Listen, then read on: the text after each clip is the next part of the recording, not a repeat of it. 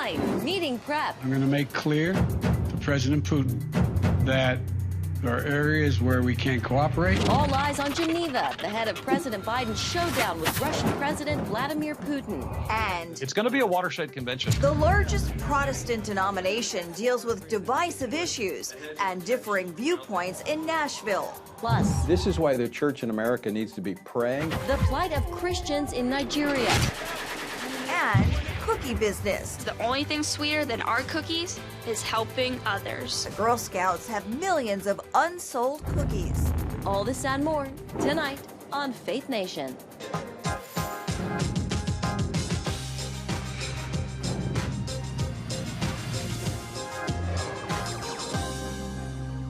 All eyes on Geneva. Welcome to Faith Nation. I'm Jenna Browder. And I'm Tara Mergener. Tonight, the stage is set for the big meeting between President Biden and Russian President Vladimir Putin. Their Swiss summit expected to be a showdown over cyber attacks and menacing threats to global security.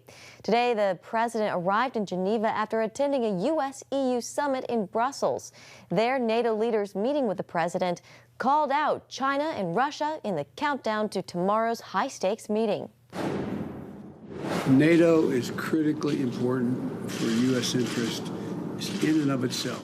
Less than a week after saying the Joint Chiefs told him global warming is the greatest threat facing America, he signed the NATO communique, reflecting some of that language.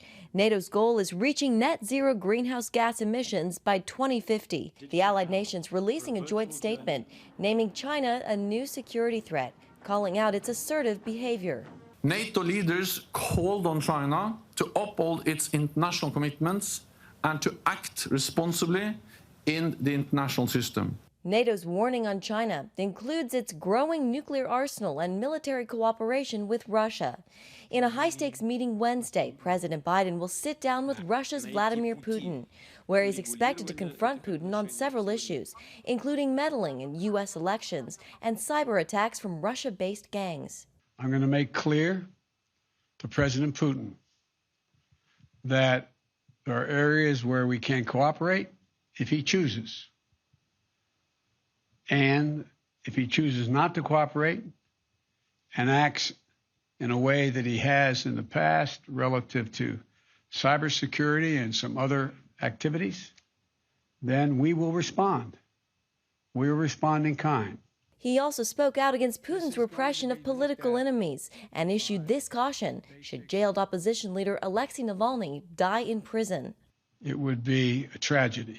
It would do nothing but hurt his relationships with the rest of the world, in my view, and with me. NATO's warning on Russia cites Moscow's military buildup, cyber aggression, and encroachment on Ukraine. Michael O'Hanlon with the Brookings Institute says unless the Biden administration has a clear plan on checking Russia's interests in Europe, little will come out of the summit. I don't know what Biden's view is on the future of NATO expansion. And until he's figured that out and integrated that with some of these economic issues like the gas pipeline, I worry that at best the summit will get us nowhere, and at worst it could even push in a negative direction. And yesterday, President Biden also met with Turkey's President Erdogan. Relations with Turkey remain strained. One of the biggest challenges, a major weapons purchase from Russia. And after his arrival in Switzerland today, Biden met with his Swiss counterpart. Switzerland is the neutral country that represents the United States in Iran.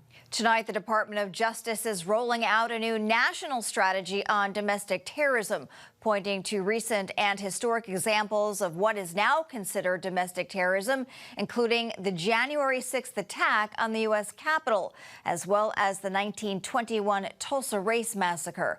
Attorney General Merrick Garland says racially motivated violent extremists pose the greatest domestic terror threat, with white supremacists at the top of the list. We cannot promise that we will be able to disrupt every plot, defuse every bomb, or arrest every co-conspirator before they manage to wreak unspeakable horror.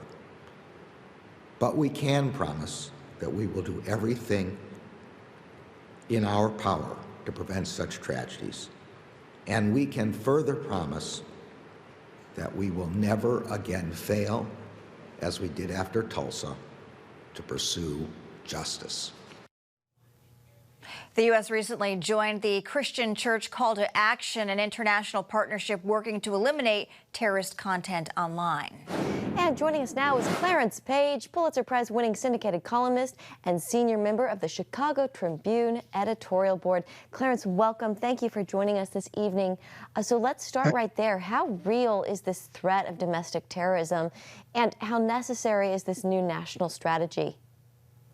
Well, we've certainly seen a number of attacks that you can call domestic terror in this country over the last just couple of decades alone. One new element that comes along with the Biden administration is the January 6th attack on the Capitol building, which is something that now has to be taken into account and has led the administration to take the position that they're going after violence, not ideology. President Trump was heavily concerned with Antifa and the violence in the streets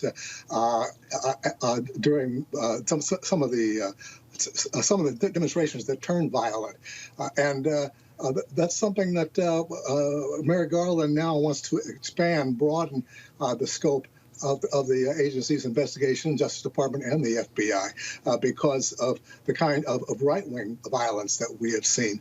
And so that's going to be an interesting area to see if they can make some kind of gains on. We already have investigations about the January 6th Capitol attack going on now, and we'll see how much farther that goes under Garland. Switching gears to the high-stakes summit in Switzerland, where President Biden is preparing to face off with President Putin. Critics say Biden looks weak for walking back a comment he made about Putin.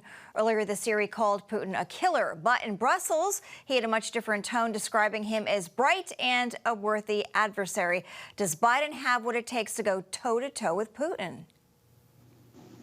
Well, that is a big test for Joe Biden.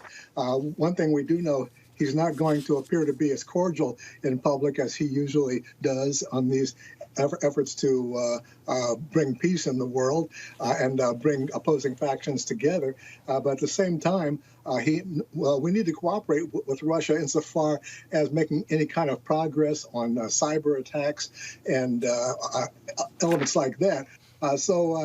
Joe Biden now has to deal with the fact that just by meeting with Putin, he's given Putin a lot of leverage here, because Putin cares a lot more about how he's viewed by his own domestic audience than the rest of the world. And as long as he is seen up there toe-to-toe with world-class leaders like the President of the United States, that is to his benefit. Yeah, it's a photo op that President Putin definitely wants. I hear just a few seconds left here, actually, but the two leaders will not hold a joint news conference after their summit.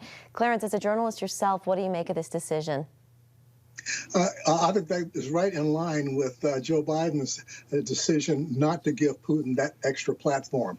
It's going to be significant enough that they meet together. He doesn't want to stand side by side like Donald Trump did and elevate Putin that much. At the same time, though, Putin does have to be dealt with, and how Joe Biden handles that is going to determine a lot of how he's viewed as far as the world stage is concerned, probably more so than his domestic audience. Yeah. All right, Clarence Page, we have to leave it there, but we appreciate you joining us. Thank you so much. Thanks for inviting me. Well, tonight, a sobering pandemic milestone. The U.S. now reporting 600,000 COVID-19 deaths. That's more than the number of American casualties in the 2 world wars and Vietnam combined. The grim reality comes as optimism grows in the fight against the virus. The CDC reporting about 61% of Americans over the age of 12 have received at least 1 dose of the vaccine. And cases and deaths are drastically slowing. According to Johns Hopkins data, it took 4 months for the U.S. to go from 500,000 deaths to 600,000. To put that into perspective, it took only 1 month to go from 400 to 500,000. A county in Northern Virginia is ground zero for a growing number of national debates on controversial school policies. And now the fate of the Loudoun County public school teacher's job remains unclear. The school is appealing a judge's order to reinstate Tanner Cross. Cross was put on administrative leave after telling the school board he will not address children by preferred pronouns because it's against his religion. Tanner is back to work for now, following a judge's ruling that he was exercising his right to free speech. I had a chance to check in with Tanner and his attorney, Logan Spina, from the Alliance Defending Freedom. You should resume your duties at school immediately, and you have. And now Loudoun County Public Schools is appealing that decision to temporarily reinstate you. Are you surprised they're moving ahead? I'm not surprised that they feel that they respectfully disagree with the judge's decision, but we also feel like the First Amendment's on our side, and the Supreme Court will back our circuit court here. You know, Tanner, you're an elementary phys ed teacher. What has all this media attention been like in school for you and your very young students since you've been back? It's pretty much just been normal since I've been back. You know, we're playing t-ball, playing kickball. We're having a blast with the kids. It's pretty much back to normal. You know, being that your students are so young, has the preferred pronoun issue even come up with them before you spoke to the school board? Be it from a student who has asked you to use one or from a parent asking you to refer to their child in a certain way? No, I haven't experienced a parent asking me to call a child a specific pronoun or a student ask me to call them a specific pronoun. So this has never even come up before, even though the school board is really pursuing this hard? Yeah, correct. Logan, there are some theories as to why LCPS is fighting you guys so hard on this issue, and Tanner staying in school. Right now, there's only a temporary injunction, including talk the school system really wants this case to play out in higher courts. Is this issue really about Tanner causing disruption, do you think, or is this something about something else? It's certainly not about Tanner causing disruption, because Tanner's speech did not cause any disruption. And the Loudoun County Circuit Court did an excellent job in recognizing that. Whatever their motive might be in appealing, I'm not going to speculate as to that, but the simple fact is this: the Loudoun County Circuit Court did an excellent job applying well-settled principles of law to the facts in this case, and we're confident that if the Virginia Supreme Court chooses to review this case, it will ultimately uphold the ruling of the Circuit Court. You know, Tanner, before you spoke to the school board, you said you were speaking out because God comes first, as well as exercising, as we've discussed, your First Amendment rights. To you as a Christian, what is at stake here? Like I said, and like you said, Tara, I serve God first. I don't worry about outcomes. I just stand firm on God's word, and I'm just happy to be back, doing what I do best, and that's, making kids healthier through physical activity and having fun. Tanner, all this attention, positive and negative, certainly has got to have an impact on your family. How are you guys getting through this? It's been stressful, but we pray a lot, and we have a lot of support and love coming from the community, from the country, and from some of my students' parents that support us and support the right to speak freely. Tanner Cross and Logan Spina, thank you so much for joining us. Thank you, Tara. Thank you. Coming up, the largest Protestant denomination in the country meets in Nashville and gets ready to select a new president. Hey, if you're tired and exhausted all day, you can't think clearly, and you really just need a cup or even a pot of coffee to get through your day, then join me, Dr. Josh Axe, for this new series where I'm going to teach you how to transform your diet and use essential oils and supplements to get a better night's sleep. Wake up to your best life. Call 1-800-700-7000 to get your free DVD or booklet of Protect Your Sleep today. It's about the competition. I kind of put that pressure on myself, and I think people had expectations. It's about overcoming. We use this phrase all the time: keep chopping, keep practicing hard. It's about going the distance. I think as a father, it's my job, to lead, just be the best husband and father I can be. Watch Going the Distance with Sean Brown Saturday night at 7:30 on the CBN News Channel. Or Orphans Promise is committed to loving and serving at-risk children, to helping keep families together, and to creating opportunities for strong and sustainable communities around the world. We're working in over 60 countries around the world, and with your help, we can do even more. There's an old African proverb I love that says, if you want to run fast, run alone. But if you want to run far, run together. At Orphans Promise, we want to run far so we can touch the lives of as many orphaned and vulnerable children as possible. But we don't want to go alone. We're out to change the world, one child, one family, one community at a time. Will you join us?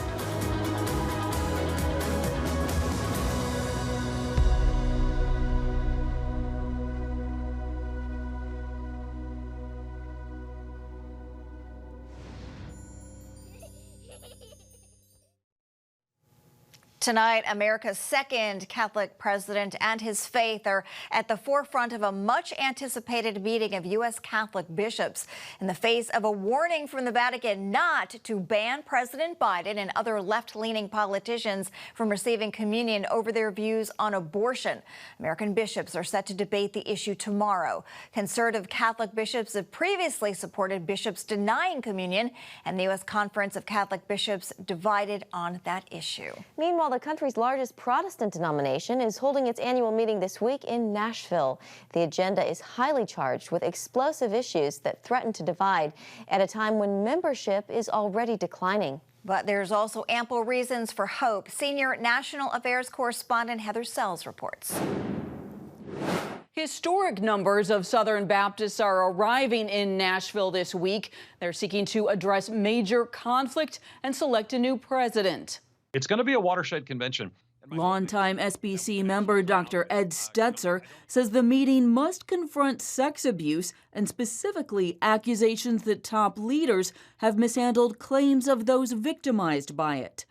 Calls for a third-party investigation will likely be brought up for a vote. It's not a distraction. I'm at the Wheaton College Billy Graham Center. We care deeply about evangelism, but this is a real issue we have to be addressed in the church. Another issue driving a wedge between many Southern Baptists is critical race theory, which views racism as systemic.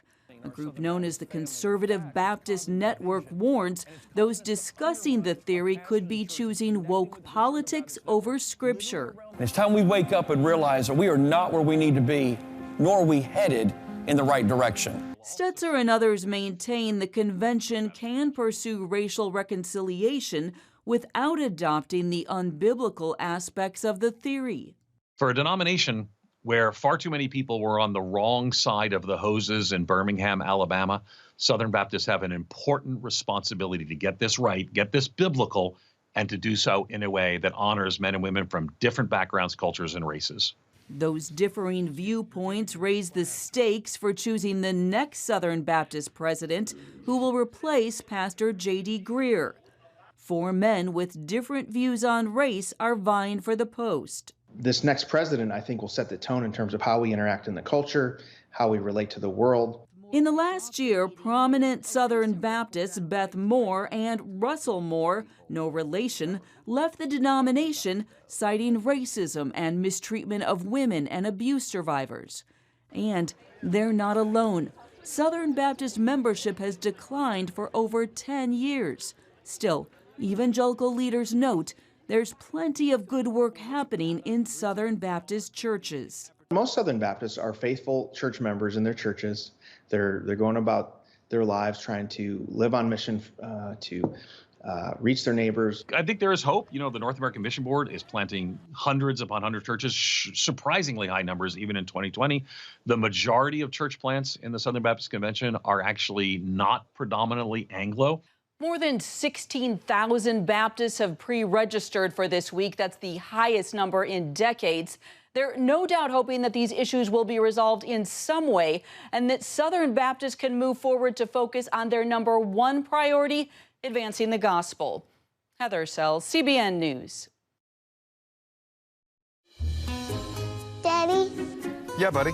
How many nickels are in a dollar? There are 20 nickels in a dollar. How do birds fly? Does milk really make my bones stronger? Yeah. Daddy, When we die, will we go to heaven? Do you have the answer to life's biggest question? Call the 700 Club. We'll help you find answers to the important questions life brings your way. Watch breaking news, in-depth exclusive stories and programs from health to entertainment you won't find anywhere else. The CBN News Channel, a perspective you can trust. Enjoy credible news reporting from around the world. Discover inspiring programs and stories of hope, all in one place from a Christian perspective. The CBN News Channel, a perspective you can trust. To watch the CBN News Channel, download the app or visit cbnnewschannel.com. Hello, I'm Dr. David Perlmutter, board-certified neurologist and #1 New York Times bestselling author. Wouldn't it be great to boost your energy, eliminate brain fog, and even reverse brain disease? Well, you can, and I'm going to show you how, along with some of the world's most well-respected brain experts in this DVD, Protect Your Brain. Get Protect Your Brain, a free DVD only from the Christian Broadcasting Network, featuring experts on the cutting edge of neuroscience and brain health. No matter how many times you've failed in the past, you really can do this. In Protect Your Brain, you'll discover simple strategies to keep your brain young and healthy. Improve your memory. Discover the gut-brain connection. In Protect Your Brain, get your free copy at cbn.com or call 1-800-700-7000. If you want to improve the quality of your life, get the DVD Protect Your Brain and get it today. Welcome back. A look now at persecution in Nigeria, where each day the situation grows more hopeless. Christians and Muslims risk death at the hands of terrorists for practicing their faiths as the government turns a blind eye. Jennifer Wishon has more. For Christians and others in Nigeria, worshiping publicly is becoming quite dangerous. Just recently in Ondo State, unknown gunmen stormed a church and kidnapped its pastor. For more on this dire situation, we turn to Vice Chair of the U.S. Commission on International Religious Freedom, Tony Perkins. Tony, give us a sense on a daily basis what Nigerian Christians, Muslims, other people of faith are dealing with. What we've seen is a trend over the last decade where we are seeing increasing violence against people of faith. Now, it's a very complex situation. Some want to dismiss the religious element of this altogether, and I think that's a mistake. It's also a mistake to say it's all religious-based. It is a major factor in a country that is very narrowly divided between Muslim and Christian. We've seen a radicalization. In part, we see Boko Haram that's operating in Nigeria. We have other elements that are working there that are actually not just targeting Christians, but they're targeting other Muslims and making them live in fear. I know as part of USERF's Prisoner of Conscience program, you have personally adopted a young woman named Leah Sharibu. Tell us about her. Well, Leah was abducted. She just celebrated her 18th birthday. She was abducted as among about 100, I think 105 actually, schoolgirls 4 years ago. She was abducted and over 4 years ago, and she refused to renounce her Christian faith, and therefore she was the only one that was not released. Reports that she just recently gave birth to her second child in captivity. So I continue to advocate for her, continue to pray for her and her family. And I've met her mother on multiple occasions. And I understand better the personal toll. I mean, think about this. I would encourage parents just to think about this, that your teenager abducted, still missing for 4 years. Well, the U.S. is the largest financial contributor to Nigeria. Are there any strings that could come along with that money in terms of holding the leadership accountable? There certainly are, and there's always been tension when we make these recommendations about financial assistance, because it is a country that has a lot of poverty, and our humanitarian efforts, we want those to be able to go forward, but we need to make sure that the government is doing what it can do. Now, part of the recommendations that we've made is better training for the law enforcement and military that provide the protection within the country, and even training for them to protect houses of worship and religious communities so that they're doing more, even protecting the schools, which has been a source of attacks, or a target of attack, I should say, have been these schools, because like Boko Haram does not believe, especially, that young girls should be educated. And so those have become targets for the terrorists. We need to make sure that the government is taking some of the resources that we provide to harden those targets. Tony Perkins, thank you so much. Thank you. Good to be with you. Still ahead, there's no thinning supply of Thin Mints this year. With millions of boxes left over, how you can get your fix.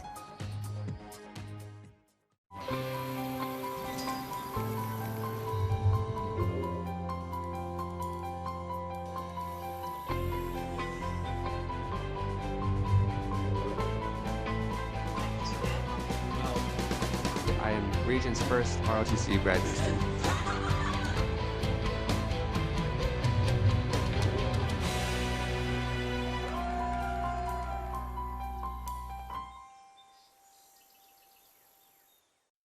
I'm Ephraim Graham, and this is Studio 5. Cruise with me as I discover the good things happening in the world of music, sports, television, and movies. The fact that Ryan Coogler was going to be directing the film, I knew that something special was going to happen. We'll chat with artists at the forefront of entertainment and explore the connection between popular culture and faith. I asked my pastor, I said, well, does that mean I'm supposed to be a preacher? He says, well, no, you already have a pulpit. Wednesday night at 8:30 on the CBN News Channel. How'd you like to get a redo on your health, on your body, on your arteries, so you could have the energy you had 20 years ago? The great news is you can. I'm Dr. Mike Roizen, chair of the Wellness Institute at the Cleveland Clinic. I've written 4 New York Times bestsellers. But even better than having to read all that, you can listen to this DVD and watch it. Protect your heart? Yes, you can. Here's how. Go to cbn.com or call 1-800-700-7000 for your free copy of Protect Your Heart. Let the medical experts show you their new discoveries on how to avoid heart disease and even reverse it. Easy steps to uncover the hidden dangers in your medicine cabinet, reduce stress, and get a complete do-over for your health. Call 1-800-700-7000. That's 1-800-700-7000. Or go to cbn.com to claim your free copy of Protect Your Heart. All right, finally tonight, this is a little unfortunate. The pandemic took quite a toll on the Girl Scouts spring selling season, if you can imagine, leaving 15 million boxes, Jenna, unsold. Yeah, but not for long. Troops have turned to giving those extra cookies to healthcare workers and other good causes. One council in New Mexico is using hometown heroes to thin out their cookie supply. As much as I love being an entrepreneur, I love helping those in need. Because the only thing sweeter than our cookies is helping others. Is more than just cookies. And good for them. No one, Tara, more deserving than healthcare workers and first responders and heroes of this pandemic. All right, pass the shortbreads, would you, Jenna? I'll take the Samoas. We'll see you tomorrow. Have a great night.